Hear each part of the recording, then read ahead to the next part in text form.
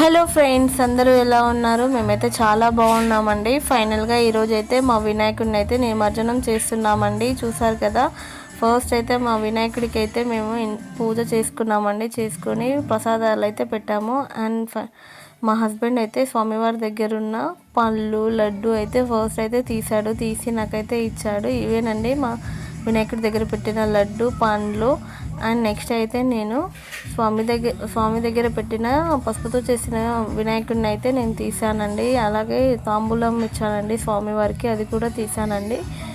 చూసారు కదా, తీసుకొని ఒక ప్లేట్లో అయితే పెట్టుకున్నాను. అండ్ నెక్స్ట్ అయితే మా హస్బెండ్ స్వామికి పెట్టిన పూలు అండ్ చిన్న చిన్న వస్తువులు అవన్నీ స్వామివారి దగ్గర ఉన్నాయని తీసాడండి. అండ్ నెక్స్ట్ కండువా గిట్లా తీసుకున్నాము. అండ్ ఇలా అయితే మేమైతే నెక్స్ట్ డ్యాన్స్ చేస్తూ ఎంజాయ్ చేసామండి. కాసేపు అయితే పిల్లలు, నేను, మా హస్బెండ్, మా కింద ఉన్న పిల్లలు వచ్చారండి.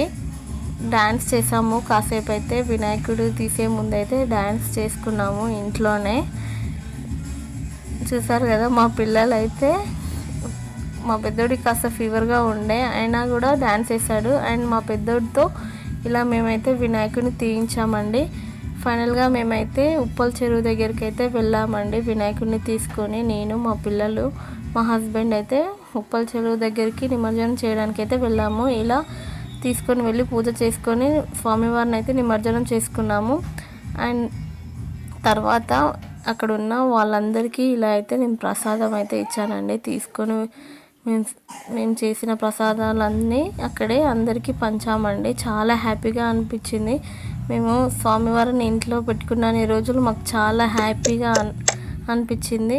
ఇలా అయితే నిమజ్జనం చేశాను.